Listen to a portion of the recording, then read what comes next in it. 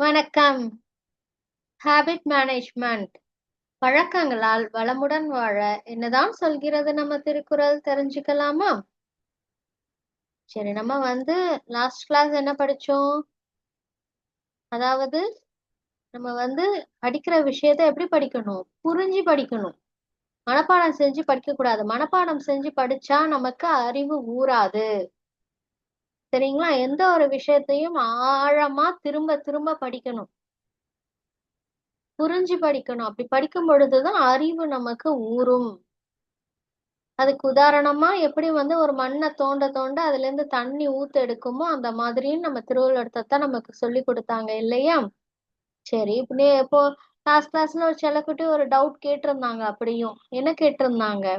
அதாவது திருவள்ளுவர்தான் நீங்க சொல்றீங்க அறிவு ஊர்னாதான் நம்ம வளமா வாழ முடியும்னு சொல்றீங்க. சும்மா அப்படியே மேலோட்டமா மனப்பாடம் பண்ணி படிச்சாலாம் நம்மளுடைய லைஃப் அவ்வளவு ஹாப்பினஸா இருக்காது அப்படின்னு சொல்றீங்களே, அது எப்படி?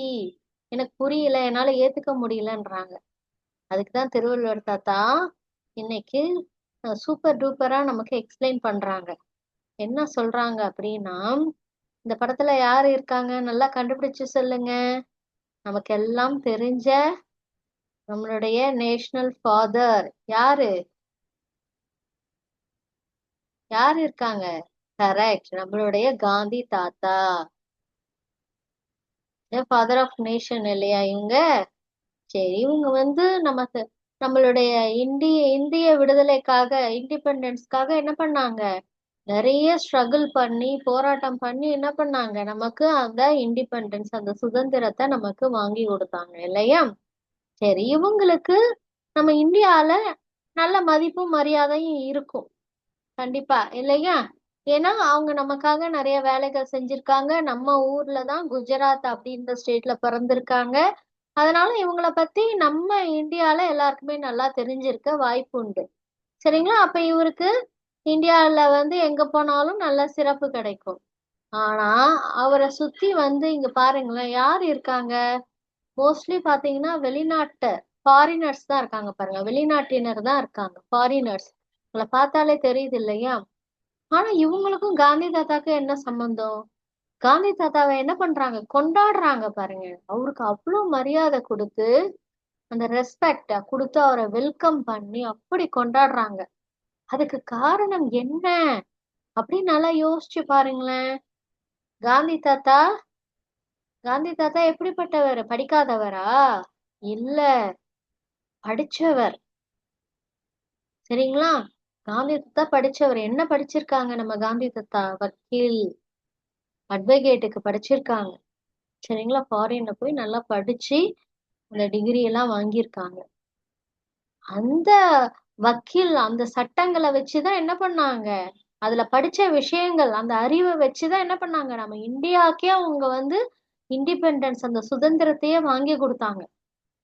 அதுக்கு அந்த இண்டிபெண்டன்ஸ் வாங்கி கொடுக்கறதுக்கு எது ஹெல்ப் பண்ணுச்சு? அவங்க படிச்ச படிப்பு. எப்படி படிச்சாங்க? நல்லா ஆழமா அந்த சட்டத்தை படிச்சாங்க. அதுல இருந்து நிறைய அறிவு அவருக்கு கிடைச்சது. அந்த அறிவை பயன்படுத்தி தான் நமக்கு இண்டிபெண்டன்ஸ் வாங்கி கொடுத்தாங்க. இந்த அறிவை பார்த்துதான் இந்த இந்த ஃபாரினர்ஸ் எல்லாமே ரொம்ப வியந்து போய் என்ன பண்ணாங்க? அவருக்கு அவ்வளவு ரெஸ்பெக்ட் கொடுத்து வரவேற்று அவரை கொண்டாடுறாங்க பாருங்க. சரிங்களா? அதுக்கு காரணம் என்ன அப்படின்னா, நம்ம காந்தி தாத்தா கிட்ட இருந்த அந்த அறிவு. சரிங்களா? அப்ப காந்தி தாத்தா எப்படி இருக்காங்க பாருங்க, அவங்க ஃபேஸ பாருங்க எப்படி இருக்குன்னு. ரொம்ப ஹாப்பியா ஃபீல் பண்றாங்க இல்லையா? அப்ப அவங்க லைஃப் எப்படி இருக்கும்? ப்ராஸ்பரஸா ரொம்ப சந்தோஷமா இருப்பாங்க. நிச்சயமா இருந்திருப்பாங்க இல்லையா? அப்ப இந்த அறிவுனால அவங்கள எல்லாரும் கொண்டாடும் பொழுது அவங்களுக்கு ஒரு பெரிய ஹாப்பினஸ் கிடைக்குது இல்லையா? அப்ப அவங்க லைஃபும் எப்படி இருக்கும்? ஒரு ப்ராஸ்பரஸா இருக்கும். எங்க போனாலும் ஒரு மதிப்பு மரியாதை. எந்த இடத்துக்கு போனாலும், நம்ம இந்தியால மட்டும் இல்ல, வேர்ல்டுல எந்த இடத்துக்கு போனாலும் அவருக்கு என்ன கிடைச்சது? மதிப்பு மரியாதை. அதுக்கு காரணம் என்ன? அந்த படிப்பு. படிப்புனால கிடைச்ச அறிவு. சரிங்களா? அடுத்தது இவங்க யாரு? இவங்களும் உங்களுக்கு எல்லாருக்குமே நல்லா தெரிஞ்சிருக்கும். யார் செல்லக்குட்டீஸ் இவங்க? இவங்கதான் அப்துல் கலாம் தாத்தா. கரெக்ட். சரிங்களா? நம்ம அப்துல் கலாம் தாத்தாவை யார் வெல்கம் பண்றாங்க பாருங்க. இவங்களும் என்னது, ஒரு அமெரிக்கன் பிரசிடென்ட். சரிங்களா? ஒரு முன்னாடி இருந்த ஒரு அமெரிக்கன் பிரசிடென்ட். அவங்க என்ன பண்றாங்க, நம்ம அப்துல் கலாம் தாத்தாவை வெல்கம் பண்ணி ரெஸ்பெக்ட் பண்றாங்க பாருங்க. சரிங்களா? நம்ம அப்துல் கலாம் தாத்தா பத்தி நமக்கெல்லாம் நல்லா தெரியும். ஆனா ஃபாரினர்ஸும் அவங்களுக்கு அவங்க மேல வந்து அவ்வளோ ரெஸ்பெக்ட கொடுக்குறாங்க இல்லையா? இப்ப அப்துல் கலாம் தாத்தா வந்து எங்க பிறந்தாங்க? ராமேஸ்வரம் அப்படின்ற ஒரு சின்ன இடத்துல பிறந்தாங்க இல்லையா? ஆனா ராமேஸ்வரத்துல பிறந்த அவங்கள எப்படி இந்த ஃபாரினர்ஸ், அதாவது அமெரிக்கால இருக்கிற பிரசிடென்ட்டுக்கு தெரிய வந்துச்சு? அதுக்கு காரணம் என்ன? அவங்க படிச்ச படிப்பு இல்லையா? அவங்க படிச்ச படிப்பு. அவங்க படிச்ச படிப்புனால அவங்க என்ன பண்ணாங்க, மிகப்பெரிய ஒரு சயின்டிஸ்ட் ஆனாங்க. ராக்கெட் சயின்ஸ் எல்லாம் நல்லா படிச்சு, எப்படி படிச்சாங்க, நல்லா ஆழமா புரியுற மாதிரி படிச்சாங்க இல்லையா? ஆழமா புரியுற மாதிரி படிச்சாங்க.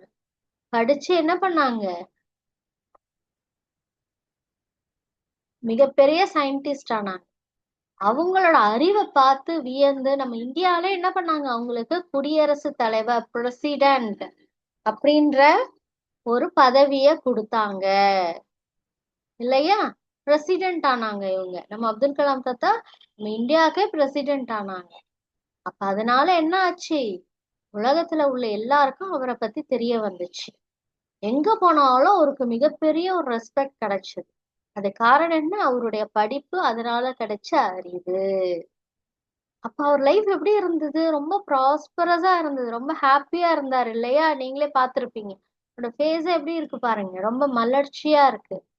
இப்ப செல்ல குட்டீஸ், நம்ம திருவள்ளுவர் தாத்தா என்ன சொல்றாங்க, நிச்சயமா இந்த அறிவு தான் நம்ம ப்ராஸ்பரஸா, நம்ம வளமா வாழறதுக்கு உதவும் அப்படின்றாங்க. அதுக்கு ஒரு திருக்குறளும் சொல்றாங்க. என்ன சொல்றாங்க, யாதானும் நாடாமால் ஊராமால் என் ஒருவன் சாந்துணையும் கல்லாதவாறு. யாதானும் நாடாமால் ஊராமால். நாடாமால் இதுல வந்து நாடு அப்படின்னு எடுத்துக்கோங்க. நாடுன்னா என்னது, கண்ட்ரி. ஊர்னா என்னது, நம்ம சிட்டி வில்லேஜ் எது வேணா எடுத்துக்கலாம். சரிங்களா? யாதானும், அதாவது எந்த ஒரு நாடா இருந்தாலும், எந்த ஒரு ஊரா இருந்தாலும், நம்ம படிச்சவங்களுக்கு, அதாவது படிக்கிறத சாதாரண படிப்பு இல்ல, அறிவு ஊர்ற அளவுக்கு படிக்கணும். அந்த மாதிரி இருக்கிறவங்களுக்கு என்ன கிடைக்கும், மதிப்பும் மரியாதையும் கிடைக்கும். அப்ப அவங்க லைஃபே எப்படி இருக்கும், ரொம்ப ப்ராஸ்பரஸா, அத வளமா இருக்கும்.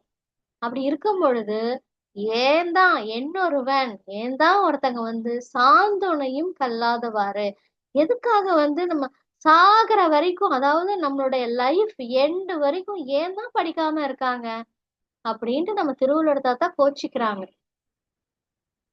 புரியுதா செல்ல குட்டீஸ்? அப்ப படிக்கிறதுன்னா என்ன, நம்ம ஸ்கூல் காலேஜ் இதோட நிறுத்திடக் கூடாது. எப்பவுமே நம்ம என்ன பண்ணணும், ஏதாவது ஒரு விஷயத்த கத்துக்கிட்டே இருக்கணும், நம்ம லைஃப் லாங் டில் டெத் வரைக்கும் அப்படின்னு சொல்றாங்க.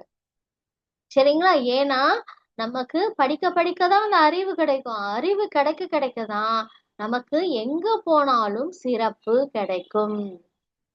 சரிங்களா? அதுதான் நம்ம திருவள்ளுவர் தாத்தா அந்த திருக்குறள்ல சொல்லித்தராங்க. யாதானும் நாடாமால் ஊராமால் ஒருவன் சாந்துணையும் கல்லாதவாறு. எந்த நாட்டுக்கு போனாலும் ஊருக்கு போனாலும் சிறப்பை கொடுக்கக்கூடிய அந்த அறிவை தரக்கூடிய அந்த கல்வி, அது ஏன் தான் ஒருத்தங்க வந்து தன்னுடைய டில் எண்ட், அதாவது தன்னுடைய கடைசி காலம் வரை படிக்காம இருக்காங்களோ அப்படின்ட்டு வருத்தப்படுறாங்க. அதனால சில குட்டீஸ் என்ன பண்ணணும், நம்ம எப்பவுமே தொடர்ந்து ஏதாவது ஒரு விஷயத்த லேர்ன் பண்ணிக்கிட்டே இருக்கணும், படிச்சுக்கிட்டு நம்ம அறிவை வளர்த்துக்கிட்டே இருக்கணும். அப்பதான் நம்ம லைஃப் எப்படி இருக்கும், வளமா இருக்கும். சரிங்களா? சரி, மறுபடியும் இந்த செல்லக்குட்டி ஒரு டவுட் கேக்குறாங்க. திருவள்ளுவர் தாத்தா வந்து ஏற்கனவே படிச்சுட்டு நிறைய பேர் அதாவது படிச்சதுக்கேத்த வேலை கிடைக்கவே இல்லை.